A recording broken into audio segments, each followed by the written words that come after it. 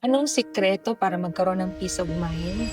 Kailangan mong tanggapin na may mga bagay na hindi mo kontrolado. You cannot control everything. But what you can control of is kung anong pinapasok mo sa utak mo, anong nararamdaman mo, anong sinasabi mo, at anong ginagawa. For example, sa ongoing na global crisis ngayon, that is beyond our control.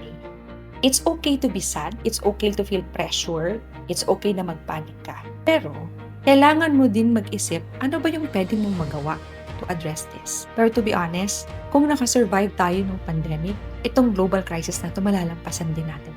Another thing is, huwag mong isipin kung anong isipin ng ibang tao about sa'yo.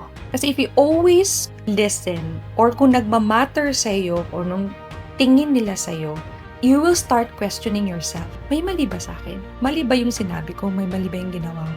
To the point na magkakaroon ka na ng stress or depression. Kasi mas binibigyan mo ng power yung opinion nila kaysa sa opinion mo. Always remember, it's your life. You create your own destiny. So ikaw lang ang tanging may control kung anong sasabihin mo sa sarili mo, anong iisipin mo, anong mararamdaman. Next is, hang on to your faith. Kahit anong mangyari, kahit anong problemang darating, kahit anong sabihin ng ibang tao sa'yo, kumapit ka lang sa taas. Siya yung paghuhugutan mo ng lakas. Kasi darating ang panahon na panghihinaan ka ng loob. Darating ang panahon na mawawalan ka ng inspirasyon. But if you always have this belief that no matter what happens, hindi ka iiwan ng Panginoon. Na kahit anong mangyari, just hold on to that faith. Kasi walang imposible sa taong naniniwala.